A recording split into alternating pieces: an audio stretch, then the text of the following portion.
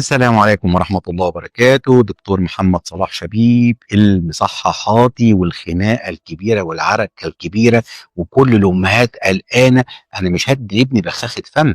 أنا في مادة الليدوكاين موجودة في البخاخات، فمش هينفع ولا هاخدها في الجل ولا هاخد بخاخة فم. ده غلط، ده خطأ.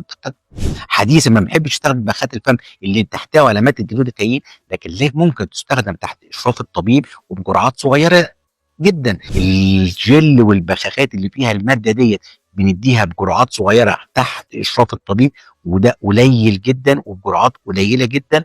لكن مش كل البخاخات يبقى فيها مشكله، وخصوصا ان انا بحتاج البخاخات كتير جدا. يعني الطفل اللي عنده التقرحات في الفم، التهابات فيروسيه في الفم او في الحلق، التهابات فيروسيه في التهابات بكتيريه، هيربس.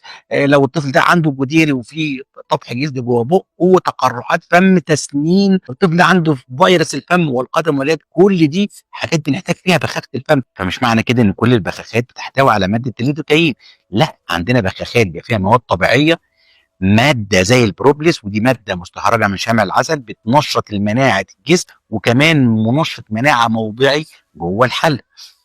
كمان ماده الهيالوريديك اسيد اللي بتشتغل على مضاد فيروس موضعي، ومعاه الكامومايل ملطف للفم. فلما اخد بخاخه زي كده، اولا امنه تماما وعشبيه ما فيهاش اي مواد كيميائيه، فبالتالي ما عنديش مشكله ان انا اديها للطفل من سن صغير، ان انا اديها كمنشط للمناعه، كملطف للحلق. لازم يكون الكلام ده تحت اشراف الطبيب، لكن ما نخافش من كل البخاخات.